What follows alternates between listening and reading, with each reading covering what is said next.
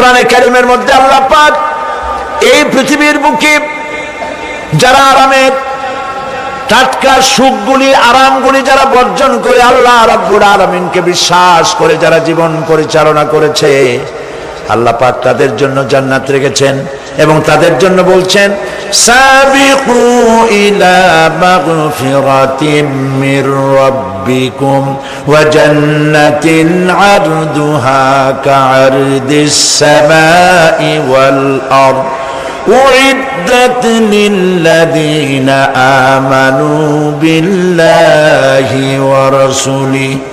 আল্লাহ পাক বলেন প্রতিযোগিতা করো আল্লাহর মাগফিরাত কামনার জন্য আর জান্নাতে যাওয়ার জন্য প্রতিযোগিতা করো, আল্লাহর রহমত পাওয়ার জন্য সৎ কাজের প্রতিযোগিতা করো, তাহলে আল্লাহ রাব্বুল আলামিন তোমাদেরকে ক্ষমা করবেন আর তোমাদের জন্য এমন জান্নাত দিবেন যেই জান্নাত আকাশের বিশালতার জমিনের বিশালতার মতো।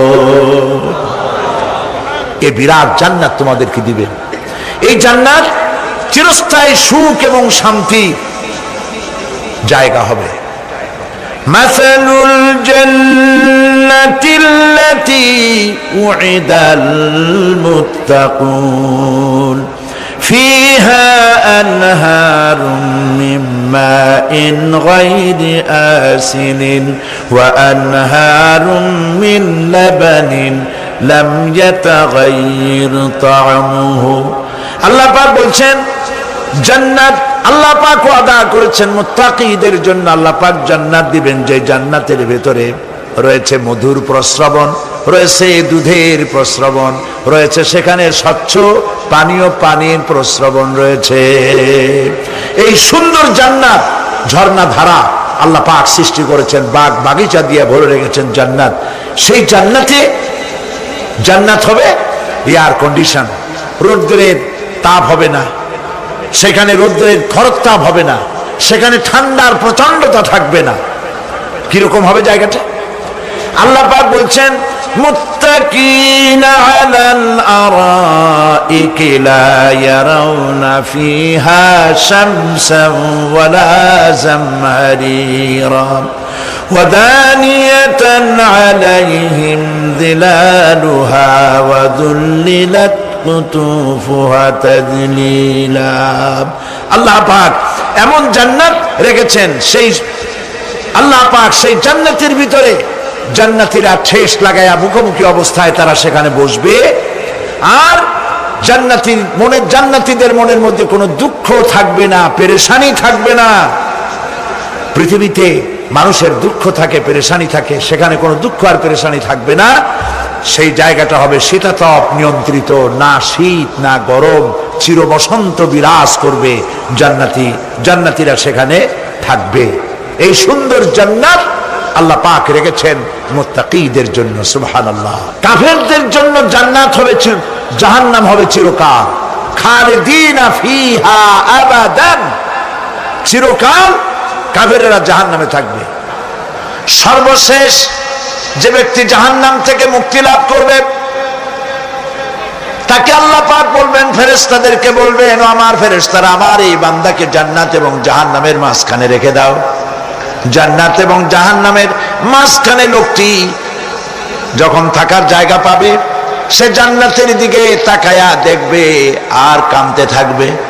আল্লাহ পাক জিজ্ঞেস করবেন, বান্দারে যুগের পর যুগ ধরে জাহান্নামে কেঁদেছো, আমি রব্বুল আলামিন জাহান্নাম মাফ করে দিয়া জান্নাত জাহান্নামের মাঝখানে রেখে দিয়েছি, আযাব থেকে তো বেঁচে গেছো, এখন কান্দো কেন? লোকটি বলবে, রব্বুল আলামিন কান্দি এই কারণে, জাহান্নাম থেকে মাফ করেছো, তোমার শুকরিয়া আদায় করি। জান্নাত তো আমার কপালে নাই, কিসমতে নাই, কিন্তু জান্নাত আমি এখান থেকে দেখতে পাচ্ছি। জান্নাতের সুঘ্রাণ আমার নাকে আসতেছে, কপালে নাই যাওয়ার। আমি কাঁদি এই জন্য, তুমি যদি মেহেরবানি করে আমাকে জান্নাতের দরজার কাছে একটু দাঁড় করায় দিতা, প্রাণ ভরে তোমার জান্নাতের দৃশ্যটা একটু দেখতাম। আল্লাহ পাক তার আরজি পূরণ করবেন, বলবেন যাও, ফেরেশতাদের বলবেন এর জান্নাতের দরজার কাছে দাঁড় করায় দাও। জান্নাতের দরজার কাছে দাঁড়িয়ে লোকটি আবার কান্না শুরু করবেন। আল্লাহ পাক প্রশ্ন করবেন, এবার কান্দো কেন? লোকটি বলবে রব্বুল আলামিন কান্দি এই কারণে জান্নাতের এই দরজায় দাঁড়ায়া, জান্নাতের অফুরন্ত নেয়ামত কিছুই ভালো করে দেখা যায় না, শুধু অল্প জায়গা দেখি। যদি তুমি আমারে দয়া করে জান্নাতের মাঝখানে দাঁড় করায় দিতা, চতুর্দিকে তাকায়া তাকায়া দেখা কলিজারে ঠান্ডা বানাইতাম। তবে আমি ওয়াদা করি জান্নাতের কোন নাজ নেয়ামত, কোন ফল আমি খাবো না, ধরবো না, সইব না। একটুখানি মেহেরবানি করে মাঝখানে দাঁড় করাইয়া দাও, জান্নারে ঠান্ডা করি। আল্লাহ রাব্বুল আলামিন ফেরেশতাদের বলবেন আমার এই বান্দারে জান্নাতের মাঝখানে দাঁড় করাইয়া দে। আল্লাহর নবী বলেন জান্নাতের মাঝখানে দাঁড়িয়ে লোকটি আগের চাইতে আরো জোরে চিৎকার মেরে কাঁদতে থাকবে। আল্লাহ পাক বলবেন বান্দারে কি হলো তোর? দরজার কাছে আসতে চাইছি রে, আইনা দিলাম। আবার এবার মাঝখানে আসতে চাইছো, তাও এনে দিয়েছি। আবার কান্দো কেন? লোকটি বলবে রব্বুল আলামিন এবার কান্দি এই জন্যে তুমি যখন দয়া করে একটিবার জান্নাতের মাঝখানে এনে আমাকে দাঁড় করায় দিয়েছো, তুমি রহমান রহিম গফুরুর রহিম, এই জান্নাত থেকে আবার আর বাইর করে দিও না। আল্লাহ রাব্বুল আলামিন বলবেন ও আমার বান্দারে, আমার এই জান্নাত তোর খুব পছন্দ হয়েছে নাকি? লোকটি বলবে রব্বুল আলামিন কলিজা ঠান্ডা হয়ে গেছে, ভাবতেও পারি নাই জান্নাত এত সুন্দর। আল্লাহ পাক বলবেন বান্দারে এরকম একটি নয়, দুইটা নয়, তোর জন্য আমি 10টা জান্নাত এইরকম রিজার্ভ করে রাখছি। সুবহানাল্লাহ। আল্লাহ পাককে ভয় করে পৃথিবীর সমস্ত পাপ থেকে যারা নিজেকে রক্ষা করবে আল্লাহ তাদের জন্য এই জান্নাত রেখে দিয়েছেন। সুবহানাল্লাহ। সেই জান্নাতের রিসিপশন আপনারা আন্দাজ করতে পারবেন না রিসিপশন কারে কয়। কি এর প্রধানমন্ত্রী আর প্রেসিডেন্ট, 4-5টা পুলিশ আর আর্মি আসে একটা ফট করে সেলুট মারলো, বাস শেষ হয়ে গেল, এরকম না। জান্নাতীদেরকে রিসিপশন দেওয়া হবে। জান্নাতীরা যখন আল্লাহর হুকুমে জান্নাতের দিকে যেতে লাগবে, আর যখন জান্নাতের কাছে চলে যাবে আল্লাহ রাব্বুল আলামিন শোনায় দিচ্ছেন হাত্তা ইযা জাউহা ফুতিহাত আবওয়াবুহা ওয়া ক্বালা লাহুম খাজানাতুহা সালামুন আলাইকুম তিবতুম ফাদখুলুহা খালিদিন। সুবহানাল্লাহ। জান্নাতীরা যখন জান্নাতে প্রবেশ করার দরজার মুখোমুখি হবে, দ্বার রক্ষীগণ তখন বলবে সালামুন আলাইকুম, আল্লাহর শান্তি তোমাদের উপরে বর্ষিত হোক। সুবহানাল্লাহ। দুনিয়ার টাটকা টাটকা সুখগুলি 2 পা দিয়ে ঠেলে দিয়েছো, টাটকা সুখগুলি গ্রহণ করো নাই, হারাম খাও নাই, আল্লাহর দ্বীন কায়েমের জন্য রক্ত দিয়েছো, জীবন দিয়েছো, কষ্ট করেছো, আল্লাহকে ভয় করেছো। আমাদের সালাম গ্রহণ করো, জান্নাতের মধ্যে ঢুকে যাও চিরকালের জন্য। সুবহানাল্লাহ। আর বাইরে হওয়া লাগবে না, চিরকাল এই জান্নাতের মধ্যে তোমরা বসবাস করতে পারবে। আল্লাহ রাব্বুল আলামিনের ফেরেশতারা বলে দিবেন। জান্নাতের মধ্যে আল্লাহ পাক হুরদের সঙ্গে জান্নাতীদের বিয়ের ব্যবস্থা করে দিবেন। কোরআনে কারিমে আল্লাহ পাক বলেন মুত্তাকিনা আলা সুরুজিম মাসফুফাতিন ওয়া যাওয়াজনাহুম বিহুরিন ঈন। সামনাসামনি ভাবে সাজানো সারি সারি আসন সমূহের উপর তারা ঠেস লাগায় বসে থাকবে, আর আল্লাহ রাব্বুল আলামিন হুরদের সাথে জান্নাতীদের বিয়ের ব্যবস্থা করে দিবেন। যেসব হুরের সঙ্গে বিয়ে হবে তাদের আল্লাহ পাক বিবরণ দিচ্ছেন কি রকম হবে তারা। লাম ইয়াতমিসহুন্না ইনসুন ওয়ালা জান, এর পূর্বে জিন এবং ইনসান এদেরকে কেউ স্পর্শ করে নাই। কি রকম তারা? কান্নাহুন্নাল ইয়াকুতু ওয়াল মারজান, যেমন ঝিনুকের ভিতরে মণিমুক্তা থাকে এইভাবে আল্লাহ পাক তাদেরকে পবিত্র করে রেখে দিয়েছেন। আমার প্রিয় ভাইরা, আল্লাহ রাব্বুল আলামিন কোরআনে কারীমের ভিতরে বলেছেন, ফাবিআইয়ি আলা'i রাব্বিকুমা তুকাযযিবান। জান্নাত দান করে আল্লাহ পাক এবার জান্নাতীদেরকে সম্বোধন করে বলবেন, ইয়া ইবাদি লা খাউফুন আলাইকুমুল ইয়াওমা ওয়ালা আনতুম তাহজানুন। হে আমার বান্দারা, লা খাউফুন আলাইকুমুল ইয়াওম, আজ আর কোনো ভয় নাই। সুবহানাল্লাহ, সুবহানাল্লাহ। আজ আর কোনো ভয় নাই, কোনো চিন্তাও নাই, আরামে এই জান্নাতের মধ্যে বসবাস করো। এরপরে আল্লাহ পাক জিজ্ঞেস করবেন, ও আমার জান্নাতীরা, আমি যেসব ওয়াদা করছিলাম আমার ওয়াদা মোতাবেক সমস্ত নিয়ামত পেয়েছো? তারা বলবে, হ্যাঁ পেয়েছি, সব নিয়ামত আপনার ওয়াদা মোতাবেক সব পেয়েছি। আল্লাহ রাব্বুল আলামিন বলবেন, সব পাও নাই, ওয়ালাদাইনা মাজিদ, আমার কাছে আরো বেশি আছে। সুবহানাল্লাহ, আমার কাছে আরো বেশি আছে। জান্নাতীরা বুঝবে না সে আরো বেশিটা কি, এর থেকে আর বেশি কি। প্রিয় ভাই সব, নবী করিম সাল্লাল্লাহু আলাইহি সাল্লাম বলেছেন, জান্নাতের সুখ আর শান্তি কোন চোখ নাই যা দেখেছে, যা কোন অন্তঃকরণ নাই যা কল্পনা করতে পেরেছে। এই জান্নাত মুত্তাকিদের জন্য আল্লাহ রাখছেন। সুবহানাল্লাহ। জান্নাতীরা ভাবতেও পারবে না সেই নিয়ামতগুলি কি। প্রিয় ভাই সব, সেই মুহূর্তে আল্লাহর নবী মুহাম্মদুর রাসূলুল্লাহ সাল্লাল্লাহু আলাইহি ওয়াসাল্লাম বলবেন, রব্বুল আলামিন, আমার উম্মতেরা জান্নাতীরা বুঝতে পারে নাই আপনার কাছে কি নিয়ামত আরো বেশি আছে। আমার এই উম্মতেরা জান্নাতীরা আপনার ওয়াদা মোতাবেক সব পেয়েছে, কিন্তু একটি জিনিস এখনো তাদের কিসমতে হয় নাই। সেই জিনিসটা হলো, যারা তার রবকে না দেখে শুধু কোরআন আর হাদিসের কথা শুনে আরবের ঘুম হারাম করে তাহাজ্জুদের নামাজ আদায় করেছিল, চোখের পানি ফেলেছিল, যারা জান্নাত দেখে নাই, জাহান্নাম দেখে নাই, আপনাকে ভয় করে যারা জীবন পরিচালনা করেছিল, যারা আপনাকে দেখে নাই, না দেখে শুধু কোরআন হাদিস বিশ্বাস করে যারা অকাতরে নিজেদের জীবন বিলায় দিয়েছিল, এই জান্নাতীরা এখন পর্যন্ত তার রবকে দেখতে পারে নাই। আল্লাহ রাব্বুল আলামিন তার সামনে থেকে ৭০,০০০ পর্দা সরে যাবে। আল্লাহ পাক বান্দাদের আরজি পুরা করার জন্য জান্নাতীদের সামনে তিনি জালোয়া ফরোজ হবে। কোরআন শরীফের ভিতরে আল্লাহ পাক বলেন, জান্নাতীরা তারা আল্লাহর দিকে, জান্নাতীরা তার রবের দিকে তাকিয়ে থাকবে, আর রব তার বান্দাদের দিকে তাকায়া থাকবে।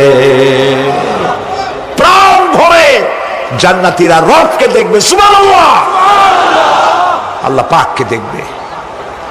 প্রাণ খুলে আজ দোয়া করি, রব্বুল আলামিন, জান্নাতের যেই পরিবেশে, যেই জায়গায় তুমি দয়া করে তোমার গোলামদেরকে তুমি নিজেই দর্শন দিবে, দেখা দিবে। মনিব গো, ও আমাদের রব, আজ এই বিশাল জনসমুদ্র নিয়ে তোমার দরবারে আবেগ ভরা কণ্ঠে বলি, যে অনুষ্ঠানটি তুমি এমন মুবারক অনুষ্ঠান করবে যেখানে তুমি জান্নাতীদেরকে দেখা দিবে, ওই জান্নাতের কোনো একটি, ওই অনুষ্ঠানের কোনো একটি কোনায় কানায় আমাদেরকেও দাঁড় করাইয়া দেখার তো।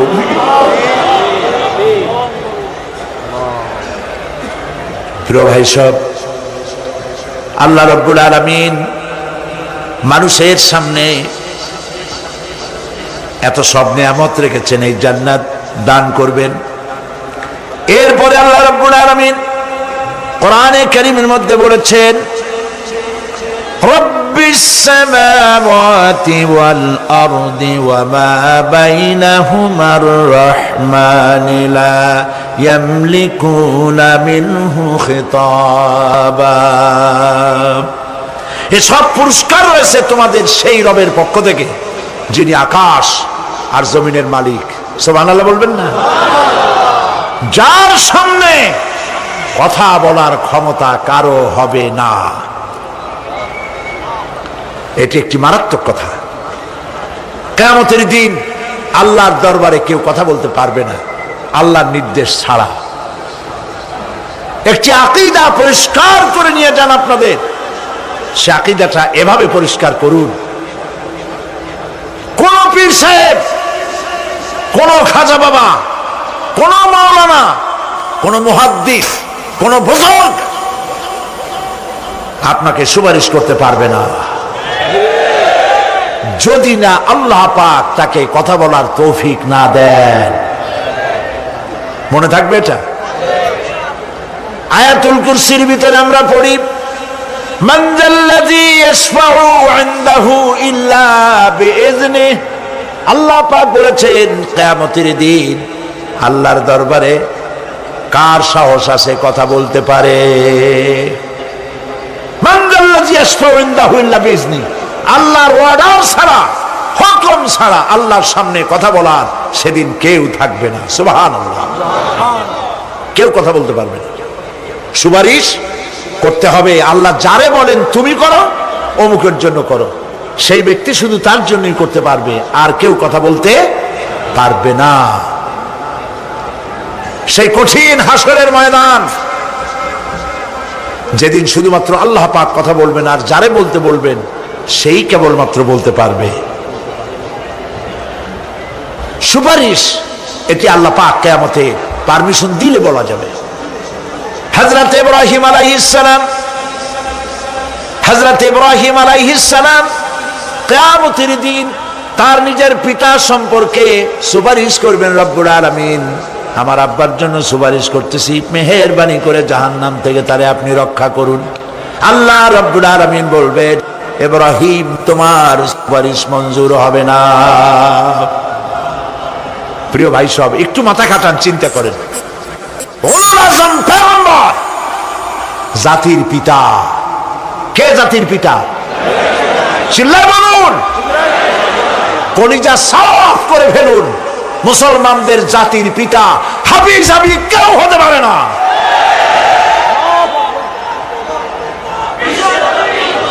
মিল্লাতা আবিকুম ইব্রাহিম। ইব্রাহিম আলাইহিস সালাম এই মিল্লাতের পিতা। সুবহানাল্লাহ। হযরত ইব্রাহিম আলাইহিস সালাম কিয়ামতের দিন বলবেন, আল্লাহ আমার আব্বার জন্য সুপারিশ করছি। আল্লাহ পাক বলবেন মঞ্জুর হবে না। আজর তোমার পিতা হতে পারে, কিন্তু আমার খলিলকে আগুনে ফেলার জন্য নমরুদকে সে সহযোগিতা করেছে, আমি তোমার পিতাকে ক্ষমা করব না। নবী করিম সাল্লাল্লাহু আলাইহি সাল্লামকে সাহাবায়ে কেরাম জিজ্ঞেস করেছেন, হে রাসূল আপনার আব্বা এবং আম্মার অবস্থা কি হবে?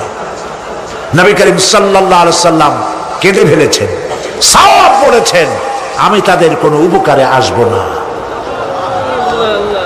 আল্লাহু আকবার। আপনি মনে করছেন নাকি যে ইয়া নবী সালাম আলাইকা বলি অমনি নবী সুপারিশ পাবেন? এত সহজ। কতগুলো রসগোল্লা খাইলেন আর বড় একটা মিছিল করলেন আর অমনি চলে যাবেন? পৃথিবীর সব মানুষ, সাহাবায়ে কেরাম বাদ দেন, পৃথিবীর সমস্ত মানুষ একত্রিত হয়ে আবু তালেব রাসূলুল্লাহকে যে ভালোবেসেছেন, ওর 1000 ভাগের 1 ভাগও সারা দুনিয়ার মানুষ রাসূলুল্লাহকেই ভালোবাসতে পারবে? পারবে? নিজের ছেলে আলীকে, আলী রাদিয়াল্লাহু তাআলা আনহুকে আলাদা বিছানায় শোয়াইয়া, ছোট্ট মানুষ হযরত আলী আলাদা জায়গায় রাখিয়া মুহাম্মদুর রাসূলুল্লাহ সাল্লাল্লাহু আলাইহি ওয়াসাল্লাম এতিম মানুষ, তারে কলিজার সাথে বুকের মধ্যে আশ্রয় দিয়ে আগলে রেখেছেন বুক ভরে। সেই আবু তালেব মৃত্যুর সময় নবী করিম সাল্লাল্লাহু আলাইহি ওয়াসাল্লাম বলেছিলেন, চাচা একটি বার আমার কানে তাওহীদের কালেমা শোনায় দেন। আবু তালেব তার কিসমতে ছিল না কালেমা।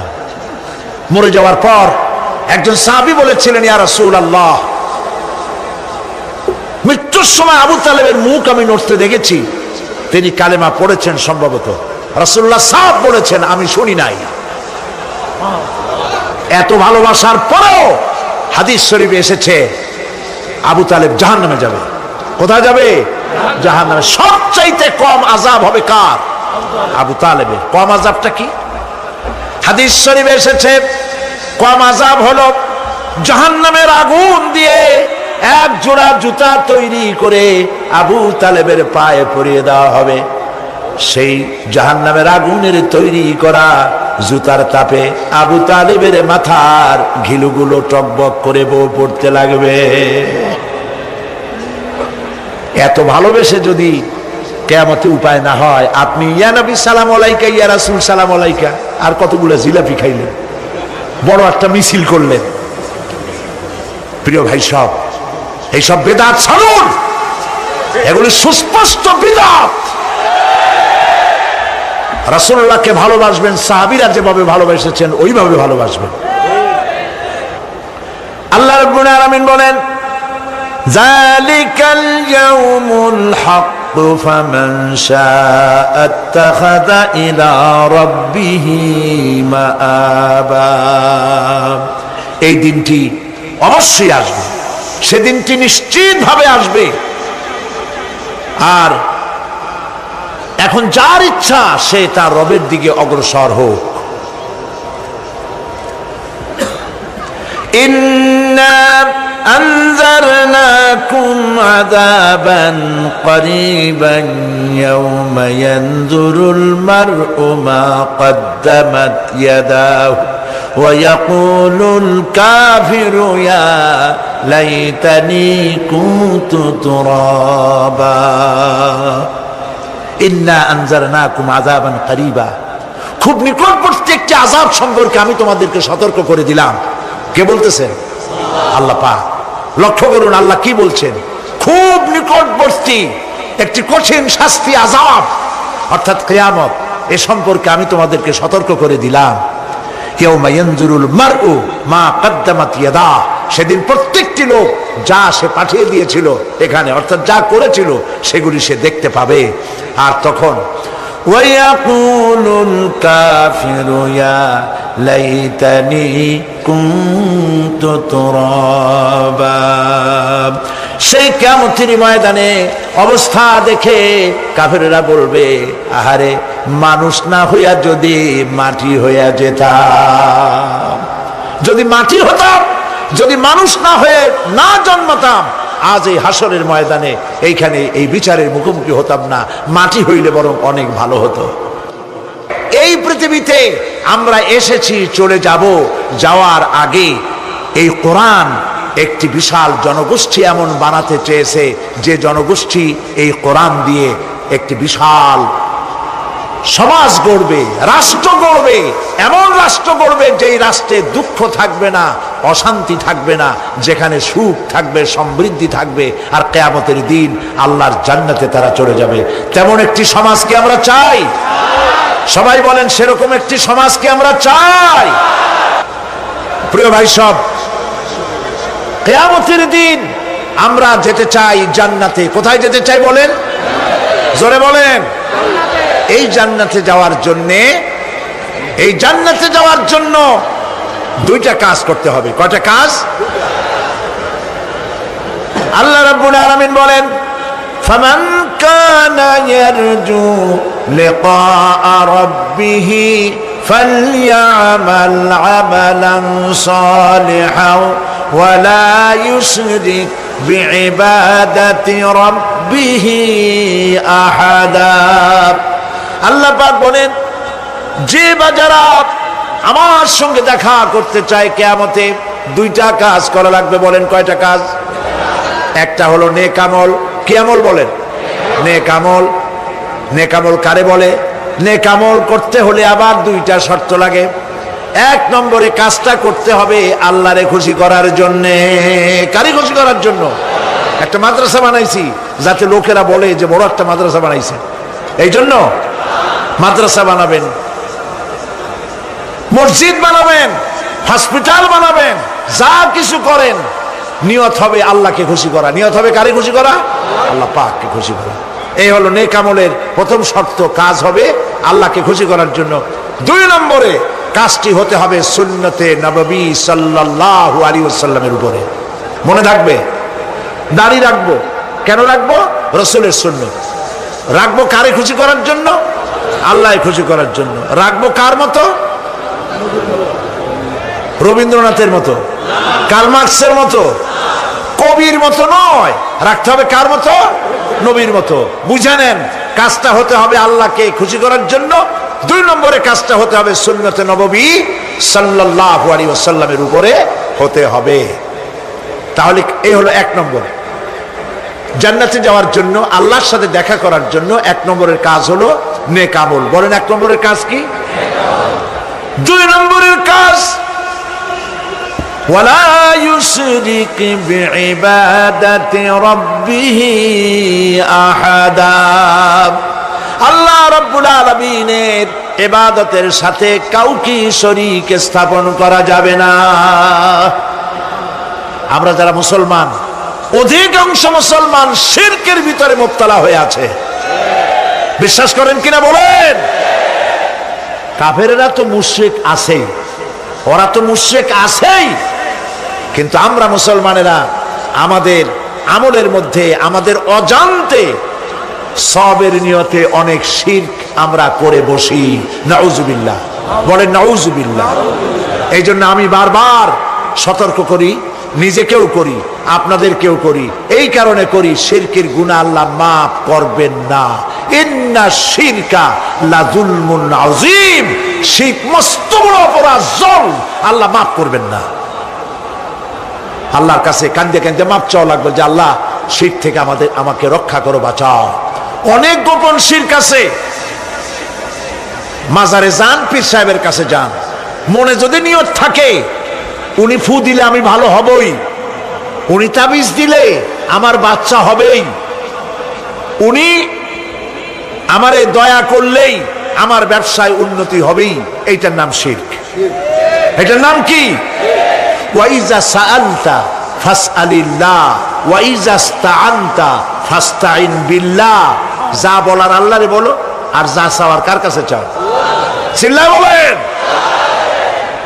কলিজাটাকে পরিষ্কার করে দেন আজকের মাহফিলে। এই কলিজায় কারো প্রতি কোনো ভয় রাখবো না আল্লাহ ছাড়া। ভয় করবো কারে বলেন? মহব্বত আল্লাহ ছাড়া, এত বেশি মহব্বত আর কাউকে করব না। আল্লাহ তাআলা আমাদের কলিজায় তোমার ভয় এবং মহব্বত দিয়ে ভরে দাও। রাসূলের মহব্বত দিয়ে আমাদের দিলকে ভরে দাও। বিশ্বাস করুন ভাই সাহেব, কোরআন শরীফ আমার সামনে, বিশ্বাস করুন। দেশি পীর, বিদেশি পীর, খাজা বাবা দেশি এবং বিদেশি, কেউ আপনার ভাগ্য বদলাই দিতে পারবে না। এই পিছনে দৌড়ায় দৌড়ায় কোনো লাভ নয়। এতক্ষণ মসজিদের ভেতরে বসে আল্লাহর কাছে কাঁদেন। ওয়াকালা রাব্বুকুম উদউনি আস্তাজিব লাকুম। তোমার রব বলেছে আমারে ডাকো, আমি ডাকের সাড়া দিয়ে দেব। সুবহানাল্লাহ। আর আল্লাহ বলেছেন আমার ইবাদতের সাথে কাউকে শরীক করবে না। খবরদার। আলাইসাল্লাহু বিকাফিন আবদা। আল্লাহ প্রশ্ন করছেন, আলাইসাল্লাহু বিকাফিন আবদা, আমি কি আমার বান্দার জন্য যথেষ্ট নই? চিল্লায় বলুন অবশ্যই যথেষ্ট। আবার বলেন অবশ্যই যথেষ্ট। কলিজা সাফ করে ফেলেন। সম্রাট শাহজাহান, দিল্লির সম্রাট, হাবিজাবি সম্রাট না, দিল্লির সম্রাট। এখন কোথায়? কবরের মধ্যে। কবি বলতেছেন, শাহনে জাহাं को जिन्हें फक्र से देते थे बाज, शाहने जहां को जिन्हें फक्र से देते थे बाज, वाज कब्र में है सूरह अलहम्दु की मोहताज। সারা ভারতবর্ষ যারা ট্যাক্স দিয়ে নিজেকে সৌভাগ্যবান বলে মনে করত, সে আজ কবরের মধ্যে ভিক্ষুকের মতো সূরা আলহামদুর মতো একটি সূরার মুহতাজ হয়ে ভিক্ষুকের মতো শুয়ে আছে। সম্রাট শাহজাহান মসজিদে বসে আছে, এক ফকির ঘুরতেছে। লোকেরা কয় ছোটবেলা থেকেই তোমারে খয়রাত করতে দেখলাম, ভিক্ষা কি জীবনেও যাবে না তোমার? লোকটি বলছে, আমি ভিক্ষা করবো ছাড়া আমার উপায়টা কি? এই লোকটি আমি ভিক্ষা করা ছাড়া করবো কি? লোকেরা তো আমার 60 টাকা 50 টাকা 100 টাকা দেয় না, 4 আনা 5 আনা 1 টাকা এই আমার দেয়, এ দিয়ে আমি বড় লোক হবো কেমন? লোকটি বলছে আচ্ছা দেখো তুমি তো জায়গা মতো যাইতে পারো নাই, বাদশার কাছে যাও, এমন দেওয়া দেবে জীবনে আর খয়রাত করা লাগবে না। তো বাদশার কাছে কি খয়রাতি যাইতে পারে কোনোদিন? কয় হ্যাঁ এখন পারবা। কেমনে? কয় সম্রাট শাহজাহান এখন একা একা মসজিদে আছেন। তখনকার এসব বাদশারা অনেকে নামাজি ছিলেন, দিনদার ছিলেন। ফকির দরজার কাছে দাঁড়াইয়া দেখতে পাচ্ছে কেউ নাই, দেহরক্ষীরা দূরে দূরে দাঁড়ানো। বাদশাহ মসজিদের ভেতরে বসে হাত তুলে ঝুলতেছে আর কাঁদতেছে, চোখের পানি দিয়া দাঁড়িয়ে ভিজে ভিজে পড়ছে। এই দৃশ্য অনেকক্ষণ দেখলো ফকির। কিছুক্ষণ পর সম্রাট শাহজাহান মসজিদ থেকে বেরিয়ে আসছে। ফকির বলছে আসসালামু আলাইকুম হুজুর। তিনি বললেন ওয়ালাইকুম আসসালাম, চলে গেল। বাদশাহ বলল আমার কাছে তো কেউ আইসা কিছু না চাইয়া তো যায় না, এরে দেখলাম খয়রাতির মতো কিছু চাইলো না, বেটা ভয় করলো নাকি? আমি এদিকে আসো। আসছে। ভয় পাইছো? কয় না ভয় পাইনি। তো কিছু যে চাইলে না? ফকির বলছে জাহাপানা সত্যিই কিছু চাইতে আসছিলাম।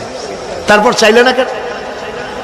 ফকির বলছে জাহাপানা সারা জীবন ভিক্ষা করেছি, আর আজ দিল্লির সম্রাটের কাছে বেশি পাওয়ার লোভে এসেছিলাম, কিন্তু আপনার দশা দেখা আমার জ্ঞানের চোখ খুলে গেছে। আমি লক্ষ্য করে দেখলাম আমি সম্রাটের কাছে চাইতে এসেছি, হাত তুলি নাই, বিনয় প্রকাশ করি নাই, চোখের পানি ফেলি নাই, কিন্তু লক্ষ্য করে দেখলাম দিল্লির সম্রাট আমার চাইতেও বড় ভিক্ষুকের মতো। আবার কোন সম্রাটের কাছে হাত তুলে কান্দে? আমার জ্ঞানের চোখ খুলে গিয়েছে, আমি বুঝতে পেরেছি সম্রাট কান্দে যেই সম্রাটের কাছে, তারে ছাড়া আর কারো কাছে জীবনে চাইব না। এই কথাই সূরা ফাতিহায় প্রত্যেক দিন পড়ি, বুঝি না কি পড়ি। ইয়াকা না'বুদু ওয়া ইয়াকা নাস্তাঈন। আয় আল্লাহ, একমাত্র তোমার গোলামি করি আর তোমার কাছে সাহায্য চাই, তুমি ছাড়া কারো কাছে সাহায্য চাই না। কলিজা সাফ করুন। কোন মরা পীর, কোন জিন্দা পীর আপনার মনের আশা পুরা করতে পারবে না, পারবে না, পারবে না।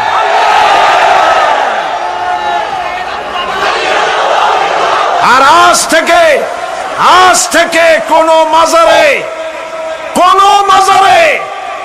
টাকা দিবেন না, পয়সা দিবেন না, আগরবাতি দিবেন না, মোমবাতি দিবেন না, গোলাপ পানি দিবেন না। কারা কারা দিবেন না হাত উঁচু করে দেখা। সুবহানাল্লাহ, আলহামদুলিল্লাহ, লা ইলাহা ইল্লাল্লাহ। সুবহানাল্লাহ, আলহামদুলিল্লাহ, লা ইলাহা ইল্লাল্লাহ। সুবহানাল্লাহ, আলহামদুলিল্লাহ, লা ইলাহা ইল্লাল্লাহ, মুহাম্মাদুর রাসূলুল্লাহ। আল্লাহুম্মা আমিন। রব্বানা যালামনা আনফুসানা ওয়া ইন লাম তাগফির লানা ওয়া তারহামনা লানাকুনান্না মিনাল খাসিরিন। রব্বুল আলামিন, তাম পৃথিবীর মাটির নিচে যত মুমিন মুমিনাত শুয়ে আছে, আল্লাহ কবরগুলি কি জান্নাতের টুকরা বানায়া দাও। আয় আল্লাহ তাআলা, এই মুহূর্তে মনে পড়ে গেল আমাদের মা বাপের কথা। রব্বুল আলামিন, আমাদের আব্বা জান কত বছর আগে দুনিয়া থেকে বিদায় হয়ে গেল, নাম ধরে আর কেউ ডাকে না। কত কষ্ট করেছে, ধান বিক্রি করে, সুপারি বিক্রি করে নিজের পেটে না দিয়া নিজের ভালো জামা না বানাইয়া আমাদের লেখাপড়া শিখাইছে, বাড়িঘর বানালো, আর একদিন তোমার ডাকে সাড়া দিয়া চলে গেল। যুগের পরে যুগ চলে গেল, বাপের মুখ আর দেখি না। আল্লাহ তাআলা আমাদের আব্বা জান যাদের দুনিয়া থেকে বিদায় হয়ে গেছে, কবরটাকে বেহেশত বানায়া দাও। তুমি সম্রাটের সম্রাট, তুমি রাজাধিরাজ, তোমার মহব্বত ছাড়া কোনো মহব্বত যেন কলিজায় থাকে না মাবুদ। তোমাকে ছাড়া কাউকে যেন ভয় করি না মাবুদ। সারা জীবন শিরক আর বিদআত থেকে আমাদের তুমি বাঁচাও আল্লাহ। তোমার জাহান্নামকে আমরা ভয় পাই। আল্লাহুম্মা আজিরনা মিনান নার, আল্লাহুম্মা আজিরনা মিনান নার, আল্লাহুম্মা আজিরনা মিনান নার। রব্বানা তাকাব্বাল মিন্না ইন্নাকা আনতাস সামিউল আলিম ওয়া তুব আলাইনা ইন্নাকা আনতাত তাওয়াবুর রহিম।